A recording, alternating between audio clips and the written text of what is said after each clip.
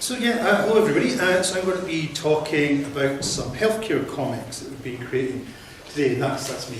As Caroline points out, I'm Professor Chris Murray, so I'm Chair of Comic Studies in the School of Humanities, Social Sciences and Law. And the things that we're going to be talking about today are some public information and healthcare comics that the team has been creating. The two I'm going to talk about in particular are visiting ICU and also experiencing microaggressions. These are two quite recent ones. I've got a small pile if anybody's interested in grabbing one just to cost me afterwards. So since about 2015, the comics team has been working with a group of partners, colleagues across the university, also partners in the NHS, various charities, the public, government and so on, and also many comic creators to create a range of public information comics. And we can test that public information comics, as you can see here, can communicate complex, specialised information to a wider audience. And one of the things I want to draw out when talking about these comics is what is it in particular that comics can do formally and in terms of their narrative sequential visual strategies to present some of these kinds of messages in ways that are different, certainly, but also arguably more effective than some of their traditional forms of healthcare communication, particularly things like posters and pamphlets. Many of the charities and the groups and the professionals or the support groups who come to us with a project that they want to make is partly because they have materials like that, pamphlets and posters that they've used for years, but they want to use comics to present the message in a different way. So I'm going to talk a little bit about what those ways are. Those are just some of the comics that we've produced over the years, just a handful here. There's many more than this. And many of these are available for free on the website of the Scottish Centre for Comic Studies and also on the university's Discovery portal. One of the things I just want to establish is part of our working methodology. We often refer to this as the comics jam, because we're often working with people who come to us with a desire to get comics made. They've never probably made a comic before. They don't know anything about writing a comic script or producing layouts, working with artists. And equally, we also have lots of comics creators who are very skilled in creating comics, but they might not understand all the kind of the nature of the research and how that needs to be communicated. So what the comics team tends to do is it kind of stands in the middle and brokers that relationship. Often we write the scripts, finding out what kind of messages our partners want, and we turn that into form scripts and sometimes work on layouts that the comics artist can interpret. But the key thing there is that everybody that's formed that team is bringing lots of different expertise, lots of different experience, and everybody comes together. One of the things that's quite important with that is that when you're creating comics commercially, it's all about deadlines and getting out there and doing it quickly. When you're creating a comic for research purposes, and particularly when you're drawing down on the expertise of various people who are perhaps not used to communicating it through creative means, you need to slow the process right down. You need to kind of leave lots of loops, multiple loops for feedback and understanding what they're looking at and giving appropriate feedback. So that's what the comics jam process is that we've been working with for many years. So there's some examples of comics that we've done. Fibromyalgia, The Gift, which is about organ donation close to the heart, which is about heart disease, working with the British Heart Foundation. Also things like understanding celiac disease. We inevitably have done comics about the pandemic and indeed its aftermath, and we've got a comic here from Divya Jindal-Snape is run, and she's looking at the transitions of healthcare graduates and what they experienced during COVID and afterwards. So that's just some examples. We've also done quite a lot of work recently with the dental school. They've been a really great partner for us for the last couple of years. That's relevant because experiencing microaggressions is one that's come out of that partnership too. And there's just some examples of some pages from these comics. So I offer these examples because they demonstrate what I was talking about in terms of what comics can do. If not uniquely, but it's something that comics kind of emphasise. Comics are very good through their power of kind of caricature at representing emotions. They're also very good at presenting embodied experiences in a way that's very, very relatable. The particular style that's chosen for some of these comics is very much very much connected to the theme that we want to get across. And you can see in that first one from Divya's Fibromyalgia and Us, the kind of modulations of style from a somewhat realistic style to a more cartoony style are a way of kind of expressing, using kind of visual metaphor, symbolism and characterization, what it feels like to have fibromyalgia, which is very different from just reading about it, text description of it, actually kind of seeing it visualized in a very personal way. And comics are very good at capturing, because comics are kind of a medium unlike film that can move back very quickly. They can freeze moments in time and allow us to kind of contemplate and re-experience or experience emotions. So I think that's very much key. These are the two comics I really want to focus on today: Visiting ICU and Experiencing Microaggressions. The Visiting ICU comic was designed to help alleviate confusion and anxiety amongst young people who were visiting ICU for the first time. Some partners from the NHS came to us having identified this problem, that they often had young people that they needed to speak to, or that they observed really feeling quite anxious about going to ICU, particularly when there was a family member or a parent there. There's lots of things going on in the ICU, lots of kind of beeping machines and confusing things, which is obviously all there to help, but for a child that can be quite overwhelming. And they just didn't have resources that were appropriate to try and talk to the children about that. So they thought about doing a comic, and that's indeed what we produced. So this comic is partnership, as I say, between the NHS. Writer Megan Sinclair helped us with this, and the artwork is by comics artist Elliot Balson. I worked on this with Myra Crow from Languages. She also did the organ donation comic. And sorry. Probably nice to say. And we worked with various people from the NHS. I'll just read this to get this right. Dr. Pauline Austin, who's an ICU nurse. Dawn McKay, also an ICU nurse and ICU consultant. Fiona Duncan from ICU Recovery Service. And Dr. Anna Brewster, who's an anaesthetic specialty trainee. They had lots of experience in this area, and they all brought it to bear on this.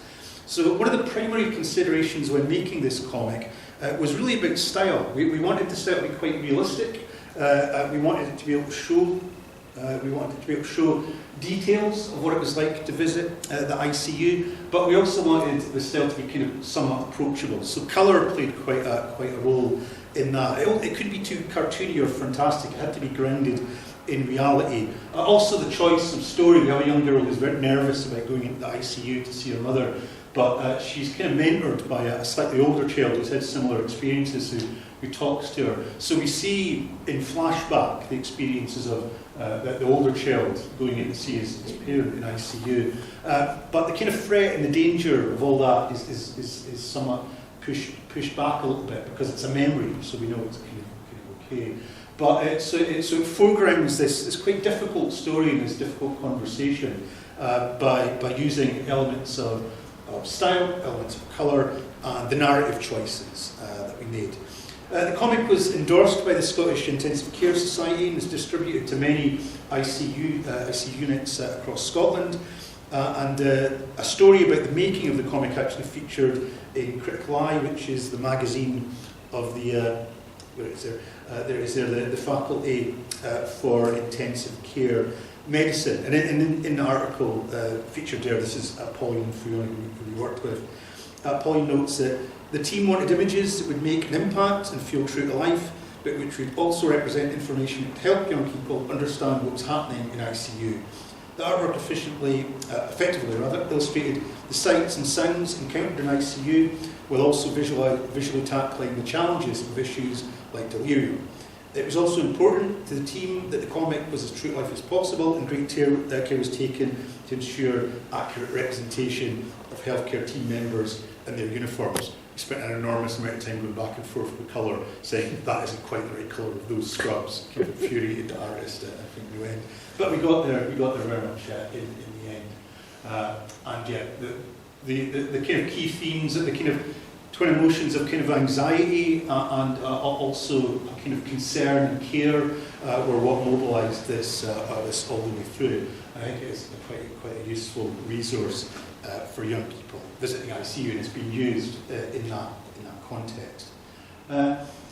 Another comic that we did very recently, indeed it's just hot off the press, I just got some advanced copies from the print unit earlier today. We haven't launched this fully yet, but this has been a collaboration experience in microaggressions with the School of Dentistry, who we've produced many comics with over the last couple of years.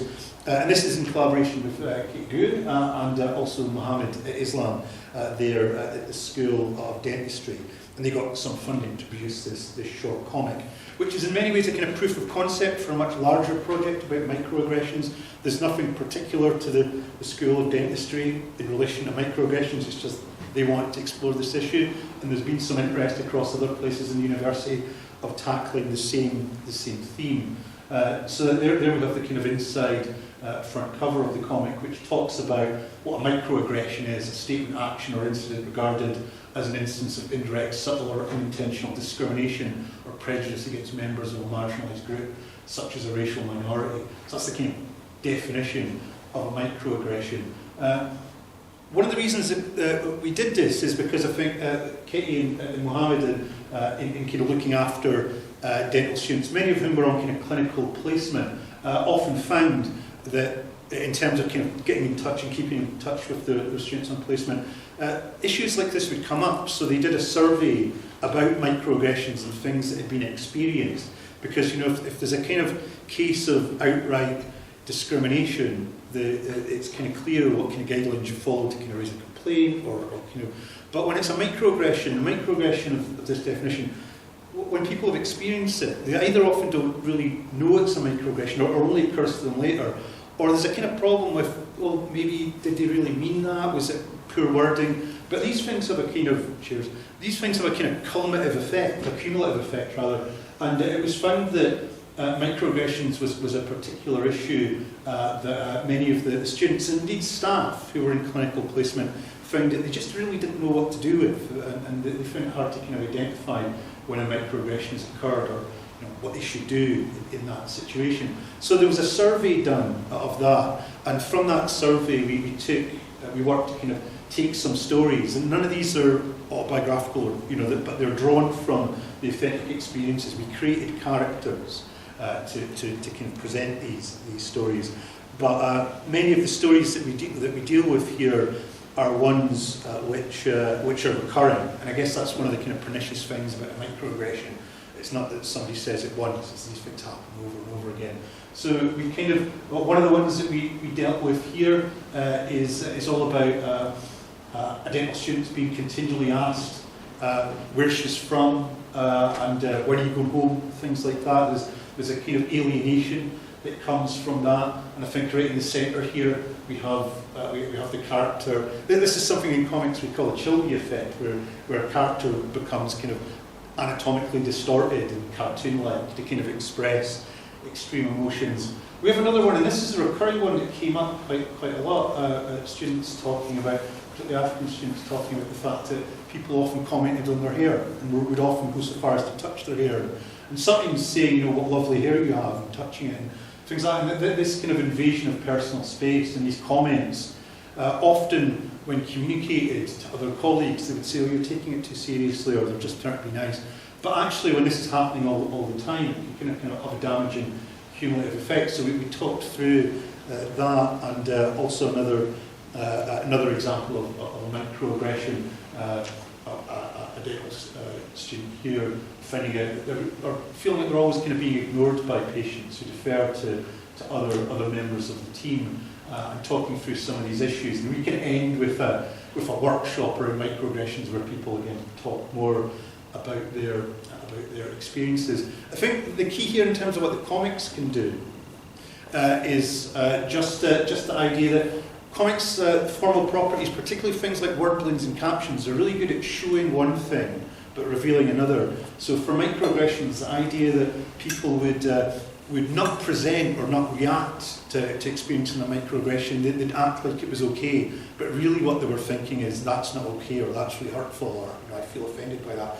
And that dichotomy between what's shown visually and what we see in the text is a really powerful tool. I think the power of comics and what comics can do and how they present stories and characters really worked quite well for this. Okie dokie, I'm bang out of time, so I'll end there.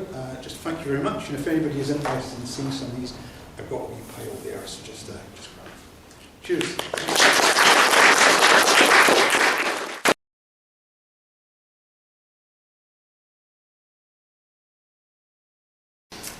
So of course, as we mentioned earlier, one of the reasons that we chose the theme of care for this year's Culture Day is, of course, the recent 75th birthday of the NHS.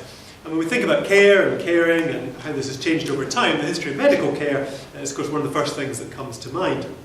So I thought today it would be appropriate to tell you a little bit about the Tayside Medical History Museum, which aims to tell that story of the evolution of medical care from a local perspective. Now, I hope many of you have already visited our main displays at Nine Wells Hospital. I think there's at least one of you that came on the tour this morning, so that's great. But for those that haven't been, the museum is based principally at Nine Wells, but as I'll come on to talk about later, the collections are also displayed in various other venues around Tayside. So the museum's collections currently comprise 2,175 objects, covering many different aspects of the history of medicine. Some of these relate to specific hospitals in the region. So, for example, this is the special souvenir coin that was made by James Wright Jr. in 1796 to mark the building of the first Dundee infirmary in King Street, because he was a bit premature because it took another 2 years for the hospital to be actually ready to receive its first patients. This plaque came from the Baldovan Institute at Strathmartin, which Jan mentioned earlier, what was originally termed imbecile children. This was Scotland's first residential hospital for children with learning disabilities, and only the second in Britain. It was later renamed Strathmartin Hospital. And so this plaque records the philanthropy of Lady Ogilvy in co-founding this pioneering institution. But of course what it doesn't tell us is that much of her fortune was made by selling estates in Antigua that were worked by enslaved labour. Now, you'll probably be familiar with many of the hospitals in the area, but here's one you might not know about. Lochee Hospital opened in 1867 as the Town Council's first attempts to separate infectious from non-infectious patients. It was intended to house patients with smallpox and typhus, but it closed down when King's Cross Hospital opened as Dundee's first proper fever hospital in 1889. The collection includes many portraits of notable doctors and other medical figures. Our oldest painting dates from 1614 and depicts Dr. David Kinloch. Born in Dundee in 1559, he studied in St Andrews before moving to Paris, where he became a distinguished physician, his patients including members of the French royal family. Returning to Scotland, he was appointed Mediciner to His Majesty, James VI, in 1596, and the king thought so highly of him that he was sent on various diplomatic missions to the continent. And while visiting Madrid, rather unfortunately, he was imprisoned as a heretic by the Spanish Inquisition. And amazingly, his life was spared when he allegedly cured the Grand Inquisitor who'd been dying of an unknown fever. It's probably not true, but it's a good story. As well as doctors, there's also paintings of benefactors as well. So this is Sarah Gilroy, who endowed the first permanent nurses' home at Dundee Royal Infirmary in 1892, which allowed considerable improvements in both training and service provision. And many other local heroes are represented by the objects that they used. So a notable example is this microscope, which was used by Thomas McLagan, who was medical superintendent at DRI in the 1860s. During a major fever epidemic, he became one of the very first to recognise the clinical value of thermometers, significantly reducing the mortality rate as a result. But his most important work was the research that he carried out into the anti-rheumatic effects of salicin, a chemical extracted from willow bark. McLagan's work was subsequently taken up by German researchers who used salicin to develop acetyl salicylic acid, better known today as aspirin. At the time of McLagan's death in 1903, it was said that he deserves a niche in the Temple of Fame as one of the great benefactors of the human race. One of the most extraordinary stories that we tell is that of Dundee's X-ray pioneer, George Pirrie.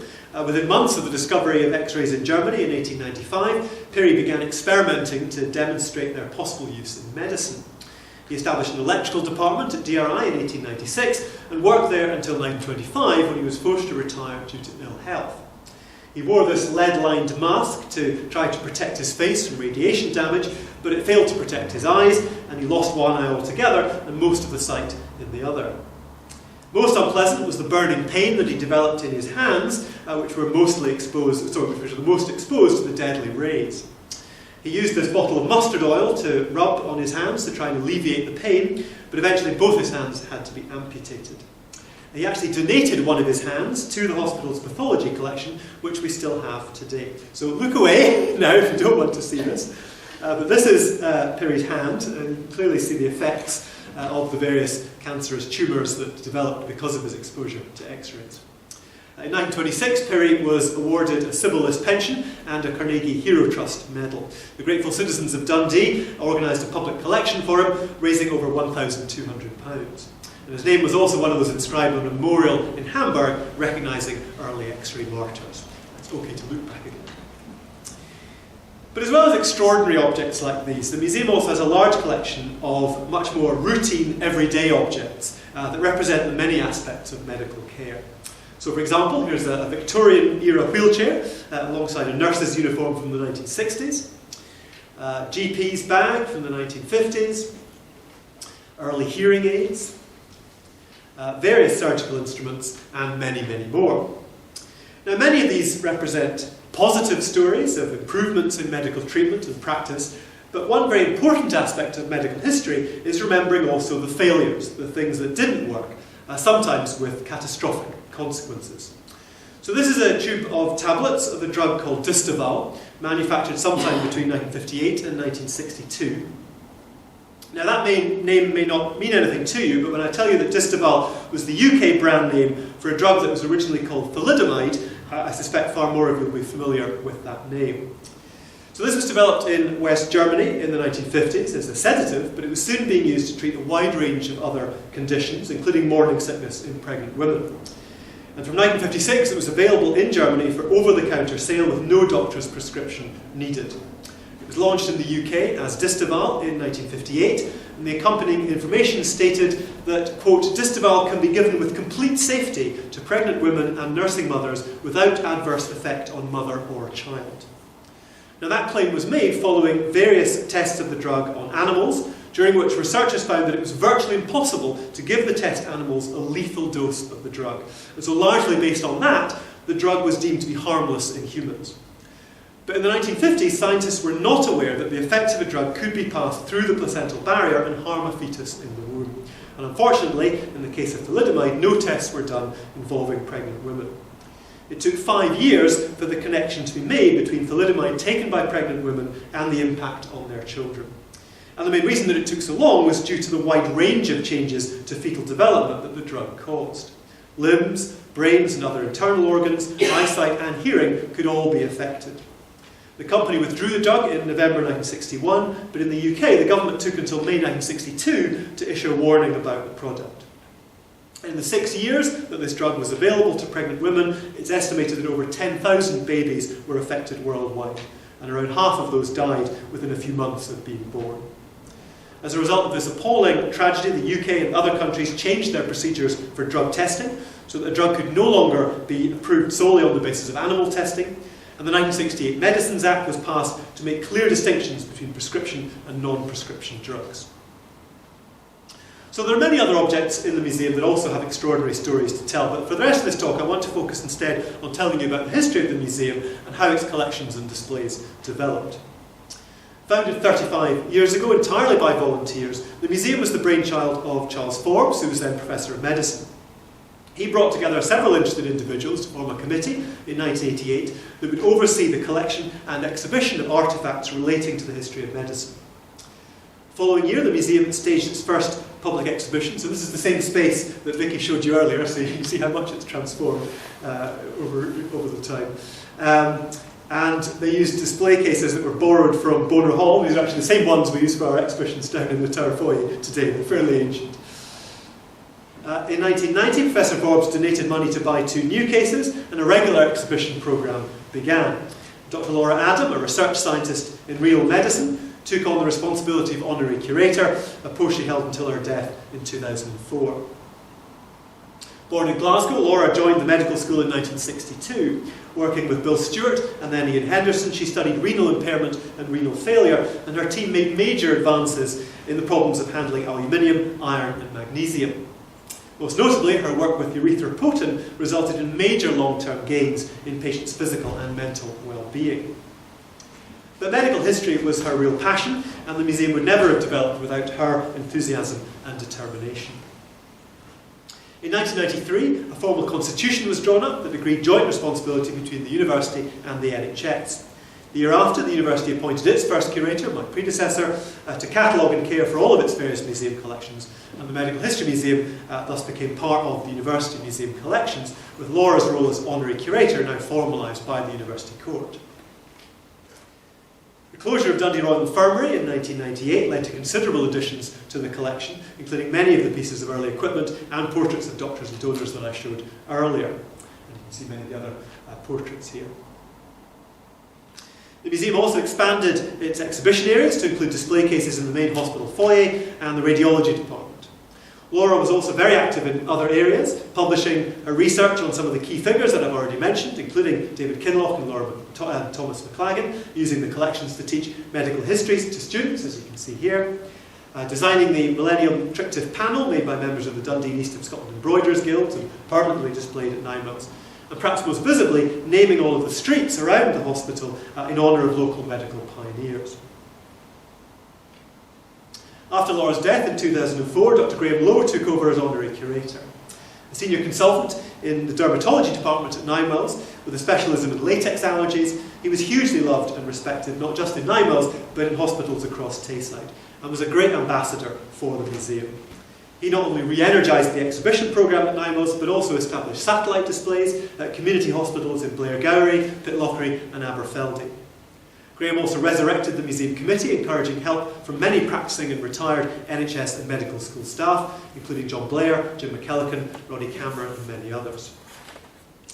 Various other developments took place during this period, including the creation of the Dundee Royal Infirmary Memorial Wall in the main concourse at 9 Mills, displaying the various historic plaques that had been removed when the DRI closed. New permanent displays were also added alongside the temporary exhibition space, and here's Graham giving Nicola Sturgeon a tour during a visit to the hospital when she was health secretary. Graham also teamed up with John McEwen from Medical Education to reintroduce medical history teaching based on the collections, and he published various articles and books on medical subjects.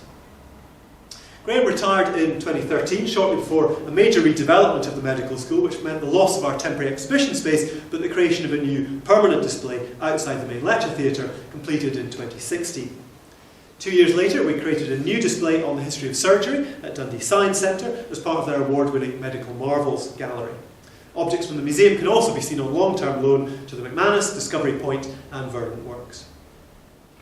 More recently, we've been increasing our involvement in medical teaching, including contributing to the wellbeing module that Vicky was talking about earlier, a medical humanities module called Art and Medicine, and also hosting various SSC projects in which students research and create their own mini exhibitions based on the museum's collections. Those are on display in Level 8 at the hospital we went to visit.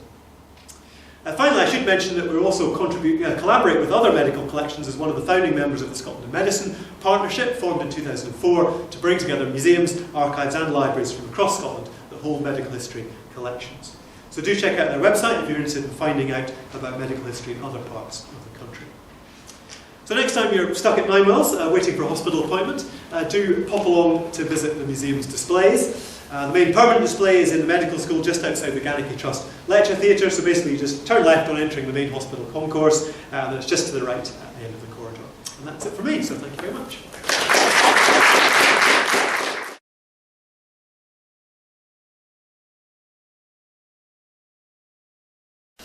Hi, thank you very much. So as Matthew said, I'm Jodie. I'm a second year PhD student between philosophy, education and EduCAD. And today I'm going to talk a little bit about localising philosophy, which is the project of two of my supervisors, Dom and Anna, who are here in the audience today. But I'll be offering some of my reflections on having worked with this project over the past 2 years. But I'll talk about that in the second half of the presentation, because in the first half I want to talk a little bit about two people who the three of us all find very interesting and influential in thinking about education. So technology is having a major impact on society and culture, and this includes pupils in classrooms today. And what the three of us are interested in is how to provide opportunities for pupils to explore technology and identity through philosophy and art. And both projects, Localising Philosophy and my PhD project, are aiming at this in different ways.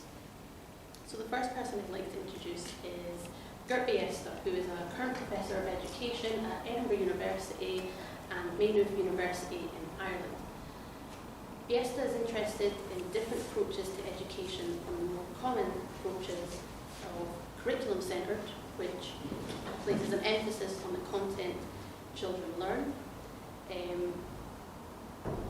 or child-centred, which focuses on the child as an individual and aims to develop a curriculum around their interests and drawing them out.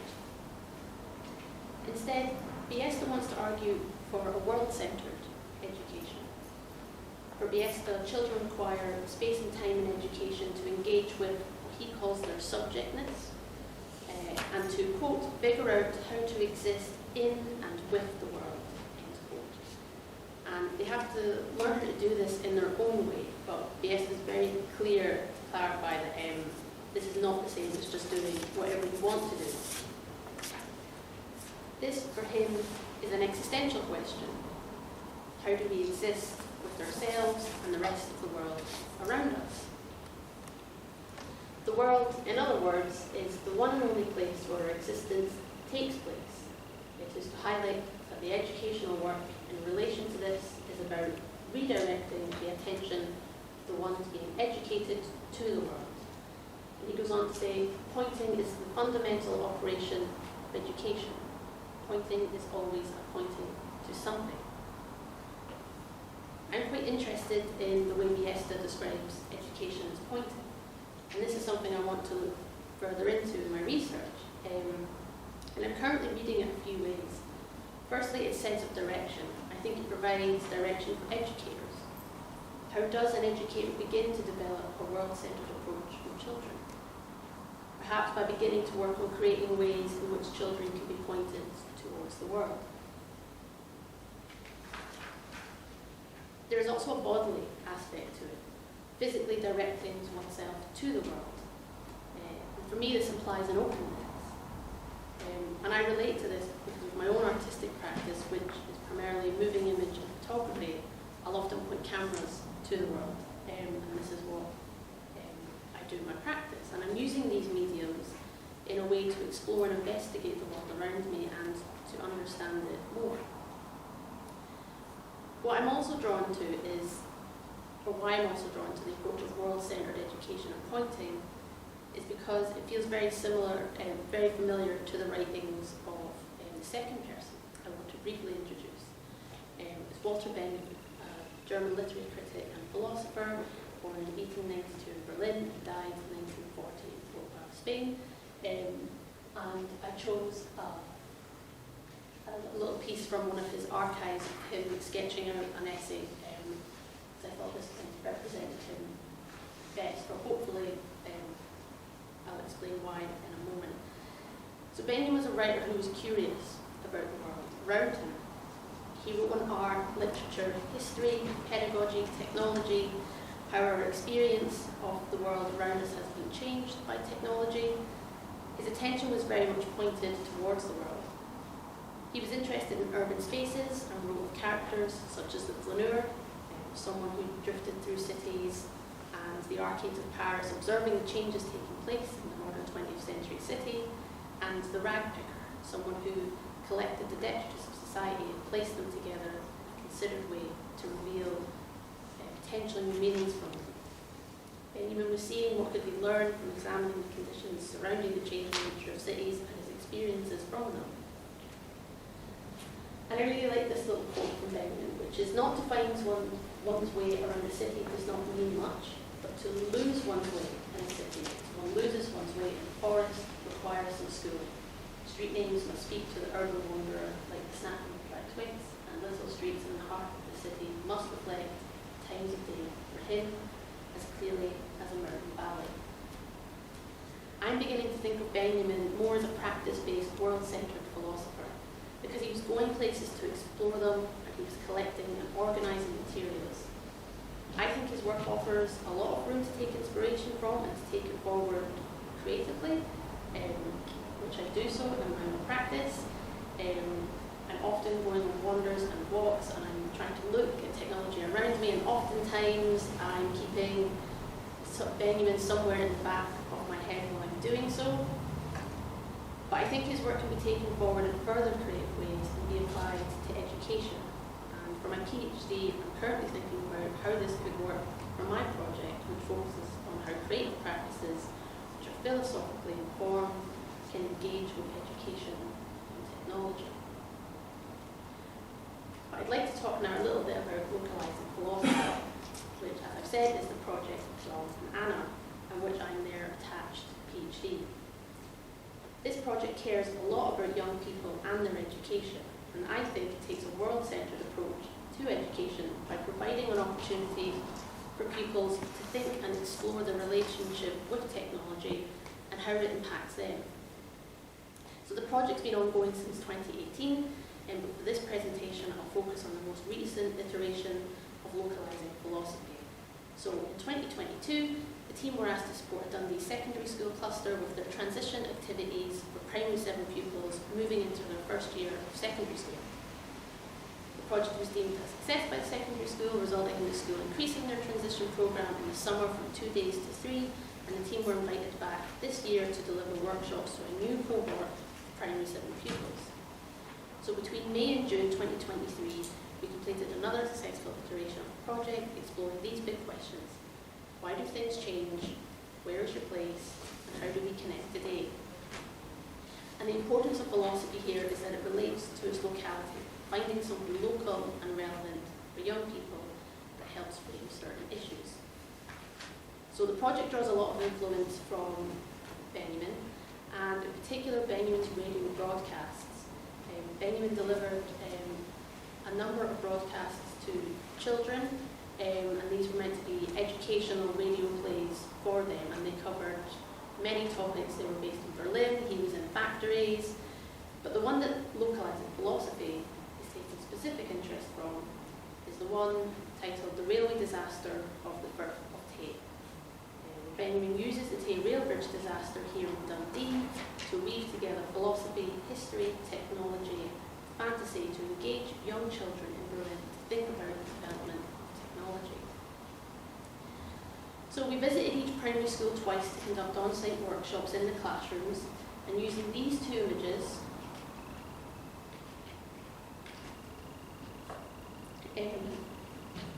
of Tay Rail Bridge and a phone, and both were titled This is a Bridge. So session 1 focused on the present, and we were asking pupils to reflect on the different ways they connect to others and the world around them. And this was followed by an oil pastel monoprinting activity to draw a piece of technology which they thought helped them stay connected.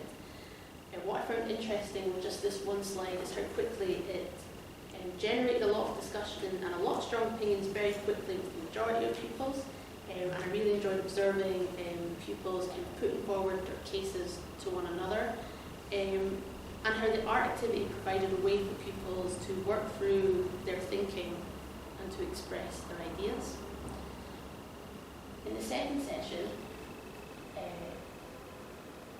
we time travelled back to the past and asked pupils to imagine what life would be like if certain technologies did not exist, using comic strips to tell their story.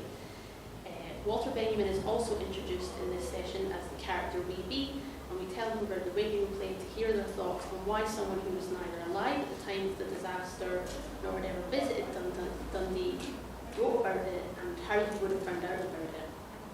And it was interesting how the conversations moved to more global and contemporary issues, and issues on communication and the impact technology can have in our lives, just from this one example of an old radio play from 1932. For phase 2, we were now in the secondary school for the transitions day, and we were joined by 2 fourth-year philosophy students, Ben and Calvin. And this was the first time we were meeting the primary 7 as part of their 3rd day of their transitions program at the secondary school. And so here we are in this space with the pupils. This session, we were, it was a culmination of themes we had been working on together in the primary classes. So thinking about how pupils connect to their past, their present and their future selves. The activities in this session involved the leaving messages in their footprints to themselves in the past and the future, and a digital mind map of technologies of the future using Padlet. And in the next few weeks, we're going to be returning to the secondary school to meet the P7s who are now fully settled as S1 pupils. And before we left the sessions back in June at the transition day, they were left with the thought for summer, which was, how is AI changing our world? And how do you, as young people who will shape the future and interact with AI, feel about it? And so over the last 2 years, the project has worked with over 500 pupils and their teachers across the project. And if I could offer some brief reflections to close on that, I think I had the assumption that before going into these sessions back in 2022, that the experiences that I would have of technology would be very different to those of young people. And I was quite surprised to find that that was not the case, and that they were very similar. And what I found was that pupils care deeply about this, and the philosophy, the discussions that we had, allowed pupils to kind of express these ideas that they were already thinking about. They value the connection they have with others, and how technology helps them maintain that in their lives is really important to them. Equally though, they're concerned with the impact it has. They would mention things about their mental health and how spending too much time on social media is damaging to that, or how do we trust sources of information? If everything's AI generated and it becomes harder to find sources, they had worries about this as well. And so I'm really looking forward to going back into the schools in a few weeks to continue to hear more of their thoughts. But I'd like to close just by pointing out some further places you can go to hear more about the project. So the website, which has a link to a podcast, a film, some articles, also a recent blog post on the Dundee Culture website. And if you'd like to get in touch with Tom or Anna, who are at Localising Philosophy, their emails are there. I also don't mind being emailed about things either, but thank you for listening.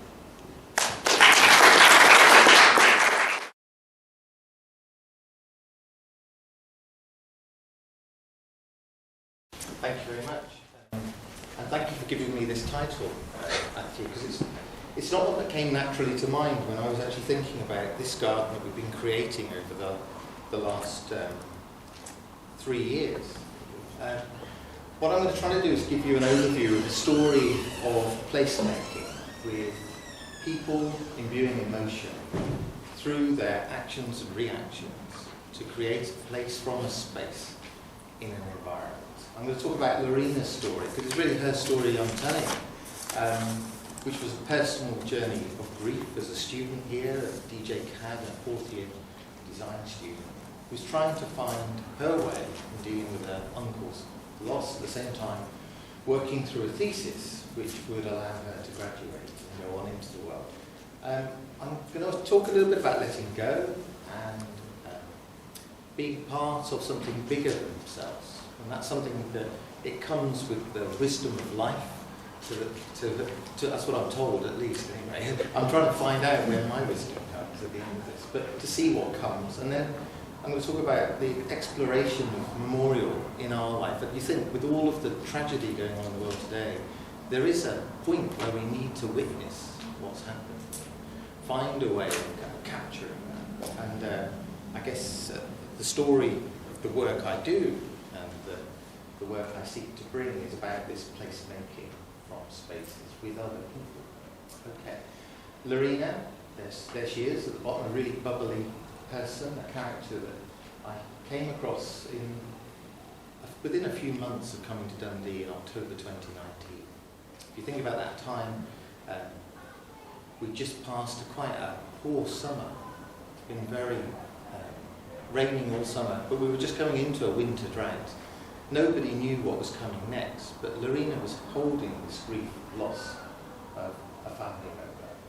This is the space I'm going to talk about. It was just a green, open space in the Botanic Gardens, pretty well overlooked and undervalued, but in the corner was a symmetry, a tree of tranquility, with each leaf remembering a special care baby unit child that had been lost at some point to a family that cared and wanted to share that memory in some sort of way, but it was hidden away. Nobody was really noticing it apart from those grieving families. It's also a story of this journey.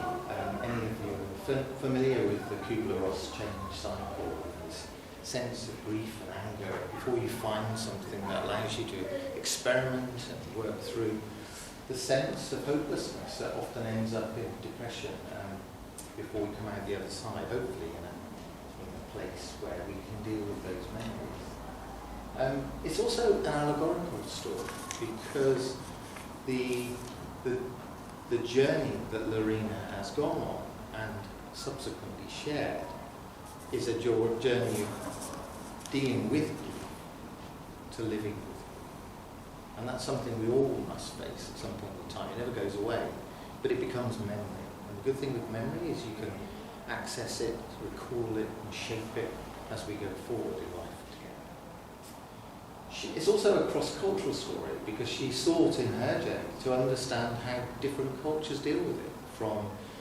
the Jewish families that today will be putting a memory stone on top of the graves of their lost ones over the last few weeks, to the Buddhists who have a memory in the shape of the symbol of Buddha as a way to remember their faith through that symbolism. To our own, if you like, in the Western world, we put those symbols all around us in the architecture of our churches and our cathedrals. These are all symbolic features that at some point have helped people make sense of the world and see themselves as part of something bigger than their own personal grief. And we'll come back to that.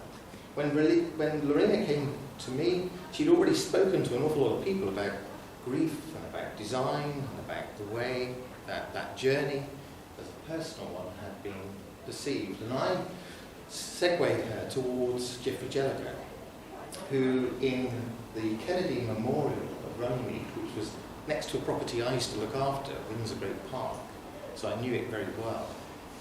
In that garden I found the sense of memorial that I could make sense to me. It was a path that you stepped off the path of life into a good grief space and coming back out to rejoin with the sense of memory and contemplation that allowed you to reflect on your own loss. What we didn't know as part of making this journey, I started the journey with Neil Patterson and Claire Rainey here, talking about this space and shaping it, only to lose them within that first year of this garden becoming. We also lost a subsequent gardener who I didn't personally work with, but he was on my staff on long-term sickness. Willie Lamont, who many of you will know in the context of the gardens and grounds down here. So we shared this journey together of making a garden. So there's a symmetry that was the place that Claire suggested would be a wonderful place, a setting for this garden. And Neil talked at that time about autumn being his favourite season and somehow reflected in the burnishing of these copper leaves. What Lorena presented through her research work and through her design was a path that took you on this allegorical trail off of the life into a phase change with the afterlife through 4 pods, which she saw as places where families could come and write notes and post them, in through a hagstone, which again represents the space between, the liminal space between this life and the next. We were quite faithful to that design, but I asked her if we were going to realise this garden, that she'd have to give some things up. In working with professionals, you have to know the limits of your own knowledge to accept the knowledge that others are willing to bring. And in that path, or as we were having those discussions, March came, COVID, the lockdowns, and our meetings became online, and they become ever more prescient in terms of our understanding of what memorial could mean to others who were going through loss, but unable to say goodbye to their loved ones in a way that would have any meaningful part of their journey of grief and healing that would come. So here's Lorena on the left, in the left panel, but on the right-hand side, holding one of the gifts that I gave her, which was the opportunity to work with a stained glass artist called Cass Peters, a former student of the school here at DJ Cloud as well, who, working in Dunfermline, I came across her work, an emotional connection through glass of creating something which was much more other than I can actually put words to, and you'll see that later on. Here on the right is the landscape architect, Keith Vernon, who I introduced her to help co-design and make her two-dimensional plan in a virtual space become something grounded that we could deliver on a slope within a botanic garden as a reality. There are also other people we must remember in this, because each of those stained glass hagstones, which came to represent the 4 seasons that we lost in that first year of lockdown, spring, summer, autumn and winter, are also the donations of families that lost loved ones during that time. And that work was enabled through the alumni supporting us, together with Karen Bruff. As visitors came in, searching a space of contemplation and reflection, or asking about a tree that they might be able to gift us, she directed them towards this garden, which became much more than the sum of its parts. I added, being the curator of plants and gardens, another layer, which is this symbolism of the cherry tree, a tree that's often overlooked, but depending on the season that you approach it, you see a tree that is naked, but whose bark becomes reflective in the low autumn and winter light. You see the spring blossom, the cherry blossom that we enjoy, and it's become symbolic of the Japanese culture where they burrow these trees from. You see the summer verdant, green canopy, which in these species form a natural umbrella that will frame the vista of these beautiful stained glass structures. And then in the autumn, you get the colour that comes with that phase change as the light harvesting chlorophyll gives way to the anthocyanins and the carotenoids, the colours, pigments that are left behind. This garden has become a physical form where the activity of grieving can take place. It has, through its symbolism, meaning to many people who now visit the garden for something else than just a walk on a sunny day. This is an example of placemaking. But beyond emotions, what I was unable to predict that we would find, and through the gift of Myra Crow, who came because, if you recall, in 2020 we lost Eddie Small as well. And Eddie, those that loved and worked with him, they wanted to plant a tree on the main campus, and at that time we were going through quite a radical building master plan, unsure of where a tree could actually gain permanence. And with Myra suggesting that we might do something in the Memorial Garden, introduced me to Say Something Dundee, an organisation I didn't know about, there to support people in that grieving journey. And Good Life, Good Death, Good Grief, which share the name of this garden in terms of its physical presence, but work at the national level. And they together have a celebration in the autumn of each year, as we go into winter, called To Absent Friends, which, together with the Marie Curie Foundation, led me to the National Day of Reflection, where we chose to open the garden on the 23rd of March this year. And that's the day that we reflect on those that were lost during COVID. This is the world's first COVID memorial garden. A garden becoming, as people find the place and bring another layer to that part of it.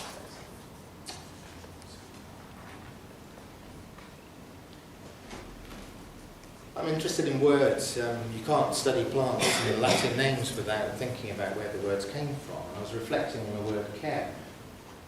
And unbeknownst to me, its Germanic origin is much more about an internal process of reflecting on the pain, sorrow, and trouble and care. It's morphed in terms of the way that we think of that now when we talk about the caring industry. We've heard about different facets of caring. But if you think of it as an internal journey, we can only care for others when we care for ourselves. We can only empathise with others when we ourselves reflect on the pain of the journey that we've had. And this is a garden that allows people to step off the path of life, go into that immersive space, but come back out and find others that are sharing that journey, maybe at a different phase of change. And that's certainly what's happened over the course of the last 3 years of that garden becoming.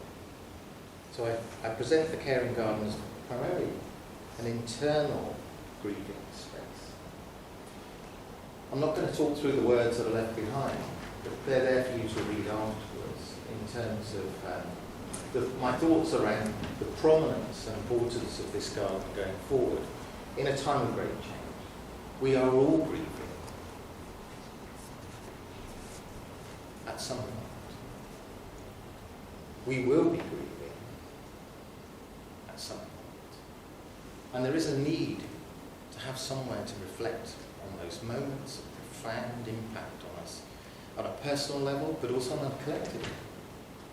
There is a transition that's happening at the moment from the way that we have known the world into the world that is becoming. And we're exploring that with another project called Urban Relief.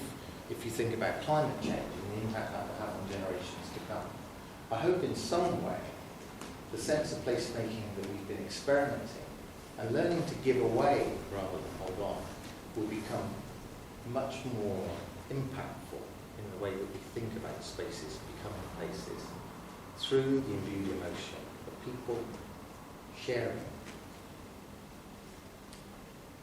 Thank you very much.